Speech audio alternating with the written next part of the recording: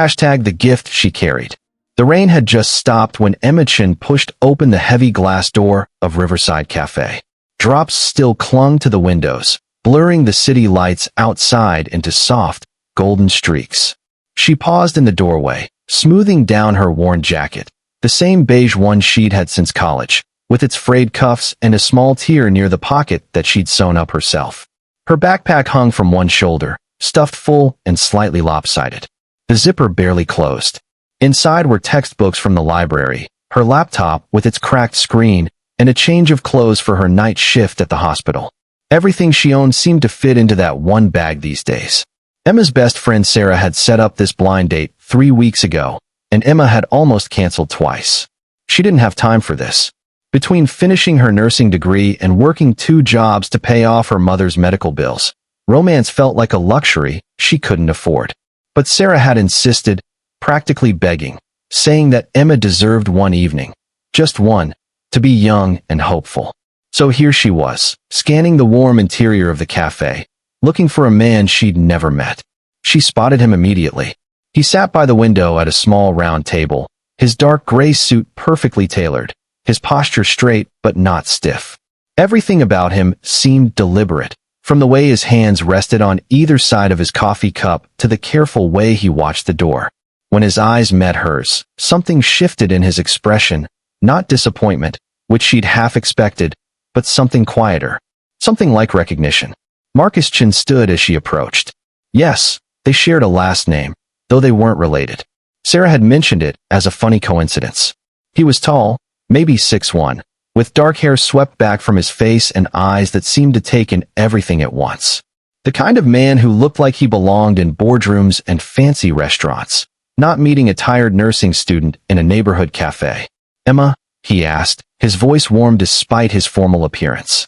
"That's me," she said, managing a small smile. "Sorry I'm late. The bus took forever." "You're not late. I was early." He gestured to the chair across from him.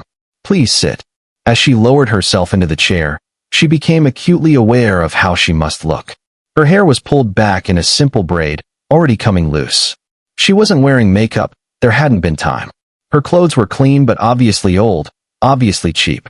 Next to Marcus, with his expensive watch and polished shoes, she felt like she'd walked in from a different world. She set the wrapped package on the table between them. It was small, roughly the size of a book, wrapped in plain brown paper and tied with simple twine. She'd spent 20 minutes that morning making the bow just right. Marcus glanced at it, then back at her, a question in his eyes. "I know this is weird for a first date," Emma said quickly, feeling heat rise in her cheeks. "But Sarah mentioned that today was your birthday. I couldn't come empty-handed." "You didn't have to," he began. "I wanted to," she interrupted softly. "It's nothing expensive. I hope that's okay." For a long moment, Marcus just looked at her. Then something in his expression softened completely. "Thank you," he said, and she could hear that he meant it. "That's very thoughtful. May I open it?" "Of course." She watched as he carefully untied the twine, as his long fingers folded back the brown paper.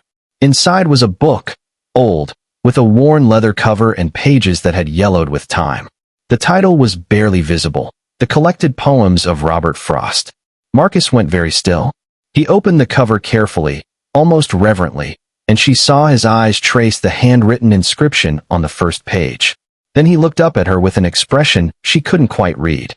"How did you?" he started, then stopped. "Sarah told you." Emma shook her head. "Told me what?" "She just mentioned you liked poetry. I volunteer at a used bookstore sometimes, sorting donations. When I saw this yesterday, I thought maybe you'd appreciate it. The owner let me have it for $5. It's a first edition, I think, from 1930. Is something wrong?" Marcus let out a breath that was almost a laugh, but there was something deeper in it. "No, nothing's wrong. It's just..." He ran his hand over the cover. "My grandfather used to read Frost to me when I was young. He had a copy exactly like this. When he passed away 2 years ago, the book was lost during the estate settlement. I've been looking for another copy like it ever since." Emma felt her chest tighten. "I'm so sorry about your grandfather." "Thank you." Marcus met her eyes again, and this time she saw something raw there, something real beneath the polished exterior. "You couldn't have known, but this is This is the most meaningful gift anyone's given me in a long time. They sat in silence for a moment while the cafe hummed around them. Someone laughed at the counter. The espresso machine hissed. Rain began to fall again, soft against the windows. Can I tell you something? Marcus asked finally. And please don't take this the wrong way. Emma nodded, bracing herself.